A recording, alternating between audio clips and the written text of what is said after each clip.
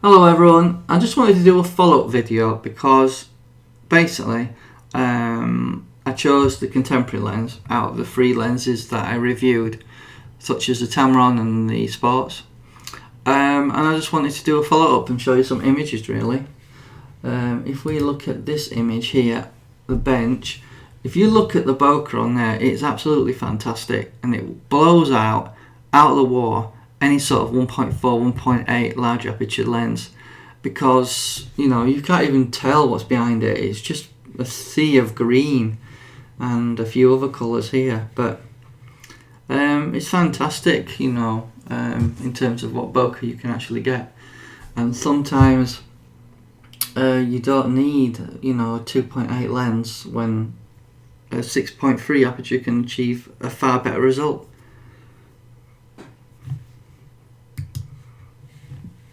Here you can see some tulips, and again the bokeh is just dreamy.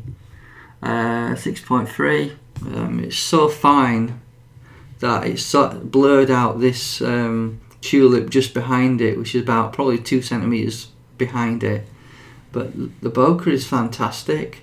I think I was at ISO 800 and it's fantastic quality. When you're dealing with such high telephoto lenses at 600mm, your depth of field is so narrow. You can clearly tell that the front petals here are sharp, where the ones just behind it, literally maybe half a centimetre, are starting to become blurry. So your depth of field when you're dealing with a lens of this magnification is fantastic. Here's another one of the moon. That's at 600mm on the lens. 7D, so it's 960mm. So even if we zoom in at 100%, that image is more than usable. Even at that high shutter speed that was on there. I think it was 4,000ths of a second I was on, so I was pushing the ISO a bit at 1600. But if we zoom in here at 300%, you can still make out that crater. So, combined with the 7D, it's a really good lens. Obviously, the Mark II is going to be better, or a full frame is going to give you a cleaner image. But saying that, the lens is really sharp, and I don't have any complaints with it. Again, I was using it at I think it was around 500mm. And I caught this fisherman, and you can pick people out from miles away without them even noticing.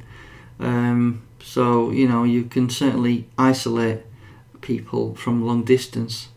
We just zoom in a bit. Really good detail, and I'm not losing much at 100% crop. So it's a good lens for zooming in and isolating subjects. It is sharper than the Tamron lens, and I think this picture shows that. Let's have a look at another one. Okay, we've got a duck here, oblivious to me photographing him. We're presently zoomed in at 36% on Photoshop. We're going a bit more. Obviously, you can crop that if you want to. I think it's pretty good, that picture. If it'd been a brighter day, I probably would have got a slightly better result, but it's still quite a sharp image. Next one. Here I found someone, photographer taking a picture of a married couple here. We zoom in, it's still quite sharp even at 66%. No major issues there. It's still quite a nice image. The only thing that I think distracts you is the noise in the image, and that's all. And we can probably clean that up in Lightroom. But it's still a good lens. Okay, I've got a bird here. I was fortunate, 50% in there, so we can see. I'll just show you what it's like in the fit screen. I can zoom in. It's still quite a good photo. Just wish he'd turned towards me so I could have got a better image. But yeah, it's really nice.